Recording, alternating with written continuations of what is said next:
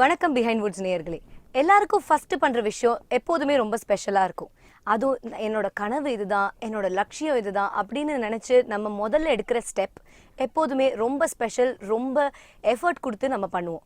அந்த மாதிரி first step எடுத்திருக்கிற நம்மளோட மியூசிக் டைரக்டர் சாமோட தான் நான் இங்கே உட்காந்துட்டு இருக்கேன். மெல்லிசை படத்தோட பாட்டுகள் நீங்கள் எல்லாருமே கேட்டிருப்பீங்க. அது ரொம்ப அழகாக, ரொம்ப ஃப்ரெஷ்ஷாக இருக்குன்னு நம்ம எல்லாருக்கும் தெரியும். அதை பற்றியும் அவரோட ஃபியூச்சர் ப்ராஜெக்ட்ஸை பற்றியும் நிறைய நம்ம அவரோட பேச போகிறோம். ஹாய் பிஹைண்ட் வுட்ஸ் வியூவர்ஸ், நான் சாம் சிஎஸ், மெல்லிசை படத்தோட மியூசிக் டைரக்டர். உங்கள் எல்லாருக்கும் என்னோட வணக்கம்.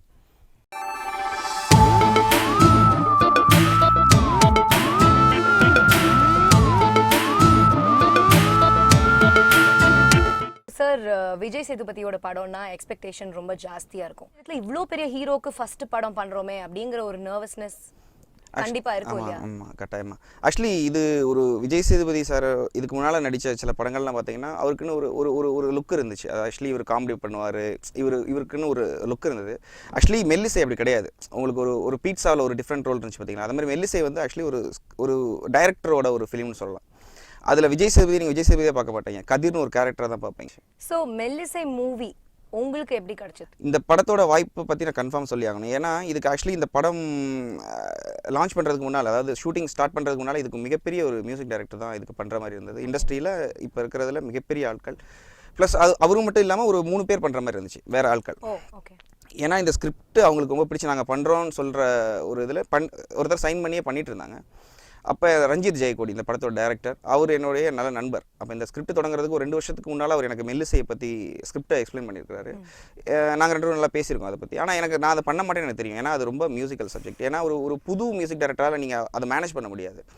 எப்படின்னா எக்ஸாம்பிளுக்கு பார்த்தீங்கன்னா ஒரு சீன் இருக்குன்னா அந்த சீனில் 10 மினிட்ஸ் சீனு ஒரே இடத்துல நிற்பார் விஜய் சேதுபதி. 2 டைலாக் தான் இருக்கும், மற்றது எல்லாமே ஒரு 6 எமோஷன் இருக்கும். கோபம், ஃபீலு, ஒரு சேடான ஒரு விஷயம், அதெல்லாம் மியூசிக்லாம் தான் நீங்கள் கன்வே பண்ணணும். அந்த ஒரு சீனே நீங்கள் அதை கேட்டிங்கன்னா ஸ்கிரிப்டில், அதுக்கப்புறம் நீங்கள் புது மியூசிக் டைரக்டர் யாரும் பண்ணுறதுக்கு பயப்படுவாங்க. ஏன்னா ஆர்கெஸ்ட்ரலாக இருக்கணும் அந்த மாதிரி. அப்படி இருக்கும்போது எனக்கு இந்த வாய்ப்பு அவர் வந்து எப்படி வந்துச்சுன்னா, அவர் சொன்னார் ஆக்சுவலி நான் சொல்லியிருக்கிற பெரிய மியூசிக் டைரக்டர் வந்து பண்ணுவார், ரொம்ப நல்லா ஹிட் ஆகும், எல்லாம் பெரிய லெவலில் வரும். ஆனால் அவங்களுக்கான சவுண்டிங் இருக்கும். இப்போ ரஹ்மான் சார் பண்ணுறாருன்னா ரஹ்மான் சாரோடைய பாட்டு கேட்ட மாதிரியே இருக்கும். இளையராஜா சார்னா அவருக்குன்னு ஒரு சிக்னேச்சர் இருக்குது, அது பண்ணுற மாதிரி இருக்கும். யுவன் சங்கர் ராஜா அந்த மாதிரி அது இருக்கும். ஆனால் இவருக்கு வந்து ஒரு புதுசாக ஒரு சவுண்ட் தேவைப்பட்டுச்சு. ஆக்சுவலி யார் மாதிரி இருக்கக்கூடாது, எனக்கு அதுதான் நம்பர் 1 இது அப்படின்னு சொல்லிட்டு அவர் ஆக்சுவலி சொன்னார். எனக்கு பயம் இருந்தது முதல்ல சொன்னோடனே. ஏன்னா எப்படிங்க நீங்கள் காமெடி பண்ணாதீங்கன்னு. அப்புறம் அவர் கொஞ்சம் மோட்டிவ் பண்ணி சரி நீங்கள் பண்ணலாம்னு சொல்லிட்டு அதுக்கப்புறம் ஆரம்பிச்சாங்க. சில ஸ்பெசிஃபிக் சாங்ஸுக்கு வந்து நீங்கள் பெரிய பெரிய சிங்கர்ஸை சூஸ் பண்ணியிருக்கீங்க. லைக் ஹரிஹரன் சாராக இருக்கட்டும், ஸ்ரேயா கோஷலாக இருக்கட்டும், வெரி பிக் சிங்கர்ஸ். ஸோ அவங்க உங்களோட சாங்கை பாடும்போது அவங்களோட ஒரு டச், அவங்களோட ஒரு இன்ஃப்ளூயன்ஸ், இது இப்படி பண்ணலாமே, அது அப்படி பண்ணலாமே அப்படின்னு ஷுவராக சஜஸ்ட் பண்ணியிருப்பாங்க. அதோட அவங்களோட ஒர்க் பண்ணும்போது உங்களுக்கு எப்படி இருந்தது? இப்போ நீங்கள் சிங்கர்ஸ் எல்லாம் கேட்டனால சொல்கிறேன். இப்போ சிங்கர்ஸ் இப்போ வழக்கமான இவ்வளோ பெரிய சிங்கர்ஸ் இந்தியா லெவலில் ரொம்ப பெரிய ஆட்கள், ரொம்ப பிரபலமாக இருக்கிறவங்க மட்டும் ஏன் நம்ம யூஸ் பண்ணோம் அப்படின்னா வெறும் ஒரு கமர்ஷியலுக்காகவோ இல்லை வந்து அப்படின்னா தான் எல்லாரும் சாங் கேட்பாங்க அப்படிங்கிறதுக்காக கிடையாது. ஏன்னா இது முன்னாலேயே முடிவு செய்யப்பட்டது. எப்படின்னா இப்போ எக்ஸாம்பிளுக்கு ஒரு நைட் நேரத்தில் நடக்கிற ஒரு ரொமான்டிக் லவ் சாங், அந்த சாங்கை வந்து மாண்டேஜ் சாங், இப்போ விஜய் சேதுபதி சாரோடைய வாய்ஸில் பாடுற மாதிரி வராது விஷுவலாக. அப்படிங்கும்போது நீங்கள் ஒரு மாண்டேஜ் சாங்கு நைட் நேரத்தில் நடக்கக்கூடியது ஒரு ரொமான்டிக்கான சாங் அப்படின்னா நீங்கள் கண்ண மூடி கேட்டிங்கன்னா நம்ம பழைய காலத்தில் ஒரு பேர் இருப்பாங்க, யார் நல்லா ஒரு ஹரிஹரன் ஹரிணி அப்படின்னா ஒரு வாய்ஸ் நீங்கள் அதை கேட்கும் போதே ஒரு நைட் டைமிங் ஒரு ஃபீலு அது வரும். ஸோ அந்த பாட்டுக்கு அவங்க தான் கரெக்டாக இருப்பாங்க அப்படின்னு சொல்லி நாங்கள் முன்னாலே முடிவு பண்ணிட்டோம்.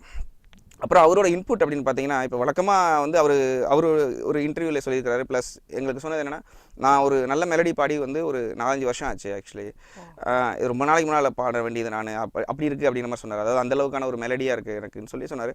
ஸ்ரேயா கோஷல் ஆக்சுவலி அதே மாதிரி தான். அந்த ஸ்ரேயா கோஷல் சாங்குமே பார்த்தீங்கன்னா நான் ஃபஸ்ட்டு எனக்கு டைரக்டர் கொடுத்த சாங். அந்த சாங்கில் ஃபீமேல் எப்பயுமே பார்த்தீங்கன்னா ரொம்ப சாஃப்டான ஃபீல் இருப்பாங்க. மேல் பார்த்தீங்கன்னா அவங்கள வந்து எந்துவாக, அவங்களுக்கு வந்து பாசிட்டிவாக ஒரு எனர்ஜெட்டிக்காக அவங்களுக்கு பாடுற மாதிரியான ஒரு மேல் போர்ஷன். ஃபீமேல் ஃபுல்லாக அந்த சாங்கில் ரொம்ப சோகமாக பாடுற மாதிரி இருக்கும். ஆனால் இது லவ்வாக இருக்கணும், மாண்டேஜாக இருக்கணும். இப்படி நீங்கள் பார்த்துட்டிங்கன்னா உடனே நீங்கள் சாஃப்டாக இருக்கணும் அப்படின்னா உடனே நீங்கள் வந்து அதை வந்து நிறையா சிங்கர்ஸ் இருக்கிறாங்க. ஆக்சுவலி தமிழ் சினிமாவில் எக்கச்சக்கமான சிங்கர்ஸ் இருக்கிறாங்க. ஆனாலும் ஒரு வாய்ஸ் யூனிக்காக தேவைப்பட்டுச்சு. ஏன்னா அவருக்கு எப்படி ஒரு சவுண்டிங் புதுசாக தேவைப்பட்டது, அது மாதிரி எனக்கும் வந்து புதுசாக இருக்கணும் அப்படிங்கிறது கேட்டு அப்போ வந்து இவங்க ஸ்ரேயா கோஷல் மேம் நாங்கள் காண்டாக்ட் பண்ணோம். அவங்களுக்கு ஒரு பிரச்சனை அன்னைக்கு, அவங்க பாட வரமாட்டேன்னு சொல்லிட்டு இருந்தாங்க. ஆக்சுவலி நம்ம இன்னொரு நாள் வச்சுக்கலாமான்னு. ஏன்னா அவங்களுக்கு ஏதோ ஒரு ப்ராப்ளம் இருந்துச்சு அன்றைக்கி, ஒரு பெரிய ப்ராப்ளம். சரி ஓகே நாங்கள் வந்துட்டோமே அப்படிங்கிறதுக்கு வேறு வழி இல்லாமல் அவங்க வந்துடுறாங்க. வந்த உடனே நம்ம படத்தில் இருக்கிற சிச்சுவேஷன் மாதிரி தான், அவங்களுக்கு ஒரு ப்ராப்ளம், அதை வந்து அதுக்கான சாங் தான் இது. அப்போ எமோஷன் இன்னும் பெர்ஃபெக்ட்டா அவங்களுக்கு சிச்சுவேஷன் கேட்டோன்னே இது என்னோட சிச்சுவேஷனுங்க, இந்த பாட்டு கேட்டோன்னே எனக்கு ரொம்ப இதாயிருச்சுன்னு சொல்லி அவங்க ஃபீல் பண்ணிருக்காங்க. ஸோ அவங்க வந்து அதை இன்வால்வ் ஆகி பாடிருக்காங்க. ஏதோ பாடணுமேங்கிறதுக்காக பாடாமல் ரொம்ப இன்வால்வ்மெண்ட் பண்ணி பாடியிருப்பாங்க.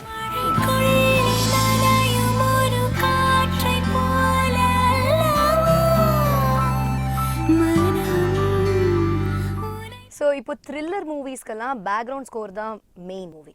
அந்த விஷயத்தில் நீங்கள் ஆல்ரெடி சொல்லியிருக்கீங்க தட் நிறைய லைவ் சவுண்ட்ஸ் யூஸ் பண்ணியிருக்கீங்க, லைவ் மியூசிஷியன்ஸை யூட்டிலைஸ் பண்ணி இன்னும் நேச்சுரலாக பண்ணுறதுக்கு நிறைய எஃபர்ட்ஸ் எடுத்திருக்கீங்க அப்படின்னு.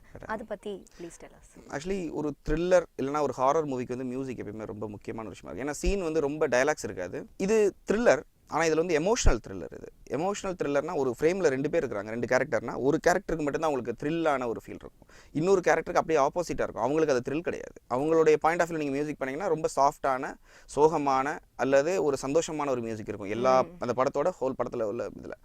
அப்படிங்கும்போது நீங்கள் த்ரில்லாகவும் பண்ணணும், எமோஷ்னலாகவும் பண்ணணும். எமோஷ்னல் த்ரில்லர், ஓகேவா? அப்படி பார்த்தீங்கன்னா என்ன பண்ணணும்னா, இந்த படத்துக்கு வந்து அதான் சொல்கிறேன், ஒரு புது மியூசிக் டைரக்டருக்கு வந்து பேக்ரவுண்ட் ஸ்கோருக்காக இருக்கட்டும் இல்லை சாங்காக இருக்கட்டும், மிகப்பெரிய ஒரு ஆர்கெஸ்ட்ரா, மிகப்பெரிய சிங்கர்ஸ், பெரிய லிரிக் ரைட்டர் எல்லாமே லைவ் எடுக்கிறதுக்கான ஒரு இதெல்லாம் ஏன் கொடுக்குறாங்கன்னா, நான் ஹிட் ஆகணுங்கிறதுக்காகவோ இல்லை டைரக்டர் என்னோட முதல் படம் நான் பண்ணணுங்கிறதுக்காகவும் கிடையாது. இது பண்ணால் மட்டும்தான் இந்த படத்தோட மியூசிக்கை நீங்கள் வந்து அவ்வளோக்கும் நீங்கள் காமிக்க முடியும். படத்தோட ஸ்கிரிப்ட் அப்படி இருக்கும்போது என்ன ஆகுதுன்னா, இந்த படத்தில் நாங்கள் வந்து full and full orchestral use பண்ணியிருக்கிறோம். அதாவது சென்னை ஸ்ட்ரிங்ஸ் ப்ளஸ் வந்து ஸ்பெயினில் வந்து மேட் ஃபார் மியூசிக்னு சொல்லி ஒரு ஆர்கெஸ்ட்ரா, ஃபுல் ஆர்கெஸ்ட்ரா யூஸ் பண்ணியிருக்கோம். எதுக்குன்னா இதுதான், அதாவது நீங்கள் வந்து ஒரு படத்தோட ஸ்கோரிங் வந்து ஒரு இங்கிலீஷ் படத்துக்கான ஒரு ஸ்கோரிங் இருக்கும், ஆனால் நான் சொன்ன மாதிரி இன்னொரு எமோஷனல் ஃபீல் இருக்குது ஃபுல் அண்ட் ஃபுல்.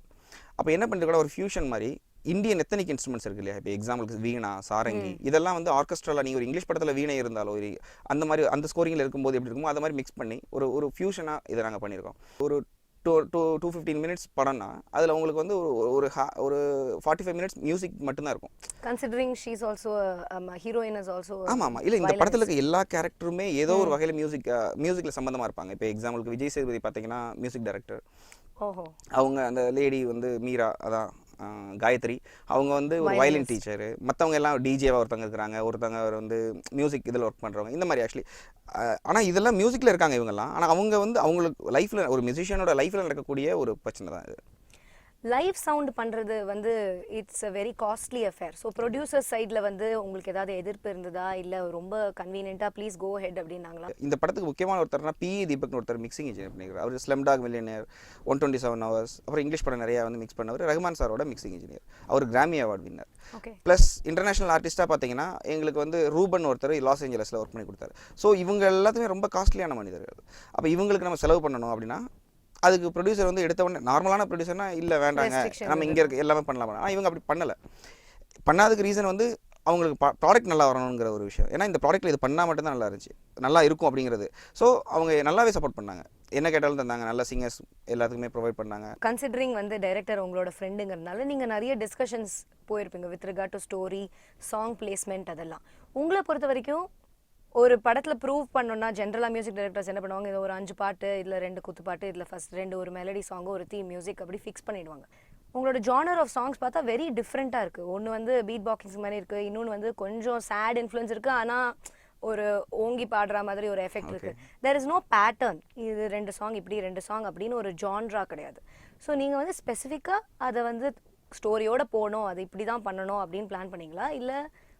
ஆக்சுவலி இப்போ நீங்கள் வந்து நான் சொன்னல படத்துக்கு ஒரு டெம்ப்ளேட் இருக்குன்னு சொன்னேன்ல, குத்துப்பாட்டு நீங்கள் சொன்ன மாதிரி அதே மாதிரி சாங்லேயும் ஒரு டெம்ப்ளேட் நாங்கள் வைக்கல. இப்போ ஒரு பல்லவி, ஒரு சரணம், ஒரு மியூசிக், திருப்பி ஒரு சரணம், திருப்பி ஒரு பல்லவி, இப்படிங்கிற ஒரு டெம்ப்ளேட்டாக எங்களோட இருக்காது.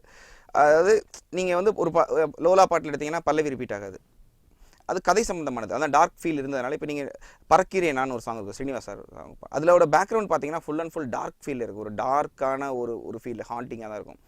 ஒரு லவ் சாங்கு, ஒரு இன்டர்மிசி சாங்கு, அதில் எதுக்கு வந்து இந்த ஃபீல் அப்படின்னா இப்போ கேட்கும்போது உங்களுக்கு அது தப்பாக இருக்கும், அதாவது ஏன் இது நல்லா பண்ணியிருக்கலாமேன்னு. ஆனால் படம் பார்த்துட்டு வரும்போது தான் தெரியும் இதனால தான் பண்ணியிருக்காங்களான்னு தெரியும்.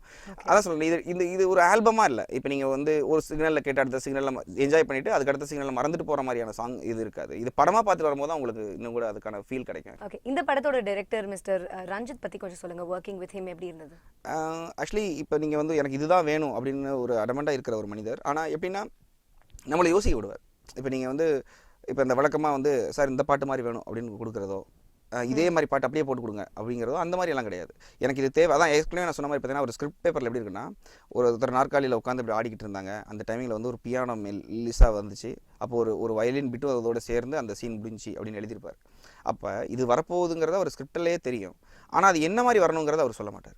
ஸோ டிஸ்கஸ் பண்ணி பண்ணோம். அதில் விஜய் சேதுபதி சாருமே இன்வால்வ் ஆயிருந்தார். எப்படின்னா சில பாட்டு பண்ணிட்டு அனுப்புவோம், அவர் பார்த்துட்டு ரொம்ப நல்லா இருக்குன்னு சொல்லி பண்ணுவார். இல்லை எப்படி பண்ணலாமா அப்படின்னு சொல்லி அவருடைய சஜஷன் சொல்லுவார். ஸோ டைரக்டருக்கும் இந்த படத்துக்கும் பார்த்தீங்கன்னா மியூசிக் வந்து எனக்கு பண்ணுறதுக்கு ஃப்ரீடம் நிறையா இருந்துச்சு, ரொம்ப ஈஸியாக இருந்துச்சு, ப்ளஸ் சேலஞ்சிங்காக இருந்தது இந்த டைரக்டருக்கு பண்ணுறதுக்கு. அது ரொம்ப சந்தோஷமான விஷயம். Thank you so much, sir. It was a very jolly, very informative interview. சும்மா நான் மட்டும் பாட்டு போடணும், நான் மட்டும் வளரணும்னு நினைக்காம நிறைய பேரோட சேர்ந்து பாட்டு போடணும், டீம் ஒர்க் பண்ணணும், நிறைய மியூசிஷியன்ஸ்க்கு வாய்ப்பு கொடுக்கணும் அப்படின்னு நினைக்கிறது is a very good thought.